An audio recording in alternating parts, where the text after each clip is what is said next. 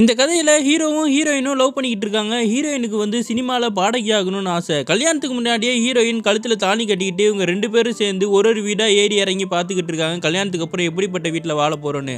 அந்த பொண்ணுக்கோ கடலோரமா அமைதியா இருக்க ஒரு வீட்ல தான் வாழணும்னு ஆசை. இன்னொரு பக்கம் ஹீரோவோ ஒரு பெரிய பிசினஸ்மேன் கிட்ட டிரைவரா வேலை பார்த்துட்டு இருப்பான். அந்த பிசினஸ்மேனோட பையன் காரை வேகமா எடுத்துட்டு போய் ஒருத்தன் மேல இடிச்சு ஆக்சிடென்ட் பண்ணி கொன்றுவான். அந்த கேஸ்ல ஹீரோ போய் சரண்டர் ஆக சொல்றாங்க. நான் உனக்கு 10 லட்ச ரூபா தரேன், ஒரு மாசத்துல உன்னை பெயில் எடுக்கிறேன்னு சொல்றாங்க. ஹீரோவோ ஹீரோயின் ஆசைப்பட்ட மாதிரி வீடு கட்டணுன்றதுக்காக நான் எனக்கு 35 லட்ச ரூபா கொடுங்க, நான் இந்த பழியை ஏற்றுக்கிறேன்னு சொன்னோன்னே அவங்களும் ஒத்துக்கிறாங்க. ஹீரோவும் இந்த விஷயத்த போயிட்டு ஹீரோயின் கிட்ட சொல்கிறா. அவள் டென்ஷன் ஆகி திட்டுறா.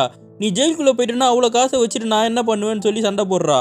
ஹீரோவும் நான் வாக்கு கொடுத்துட்டேன், அதுக்கப்புறம் ஒன்றும் பண்ண முடியாதுன்னு சொல்லிட்டு பழியை ஏற்றுக்கிட்டு ஜெயிலுக்கு வர போயிடுறான். அந்த டைமில் ஹீரோவோட முதலாளியும் இறந்து போயிடுறாரு. இப்போ அவர் மேனேஜர் தான் எல்லாத்தையும் பார்த்துக்கிறாரு.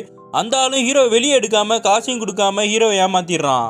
ஹீரோயின் தான் ரொம்ப பாவம். அதுக்கப்புறம் காலேஜ் போகிறதெல்லாம் நிறுத்திட்டு வேலைக்கு போய் அந்த காசை வச்சு ஒரு லாயரை ஹையர் பண்ணி ஹீரோவை எப்படியாவது வெளியே எடுக்கணும்னு ட்ரை பண்ணுறா. எவ்வளவோ போராடி பார்த்தோம், ஹீரோ வெளியவே எடுக்க முடியல. பாவம் ஜெயிலுக்குள்ளேயே மாட்டிக்கிறான்.